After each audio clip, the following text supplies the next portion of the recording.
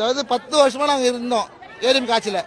ஏடிஎம்காரங்க வந்து எங்களுக்கு கூட ஒரு வார்த்தை கூட வந்து நீங்கள் காலி பண்ணுங்க, இடிக்க வராங்க, இல்லை இது பணம் கொடுங்க, அது பணம் கொடுங்க, அவங்க கூட வந்து எங்களுக்கு கெடுதல் கிடையாது.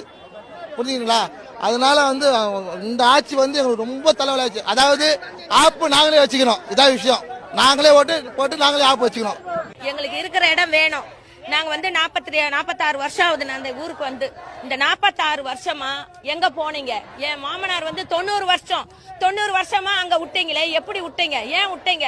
அப்ப வந்து ஒரு பலகை வச்சு இங்க வீடு ஆக்கிரமிப்பு பண்ணக்கூடாதுன்னு வைக்க வேண்டியதுதானே?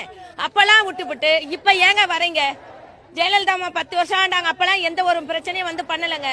டிஎம்கே வர சொல்ல இப்படி பிரச்சனை, டிஎம்கே வர சொல்ல இப்படி பிரச்சனைன்னா நாங்க என்னங்க பண்ணுவோம்? அதிமுக வந்தப்ப கூட பிரச்சனை கிடையாதுண்ணா.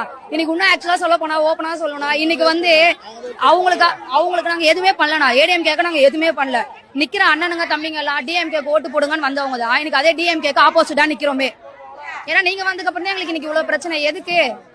வேண்டாம், உங்க ஆட்சியும் வேண்டாம், நீங்களும் வேண்டாம், எங்களை விட்டுருங்க. என்னோட பேர் சங்கவீனா.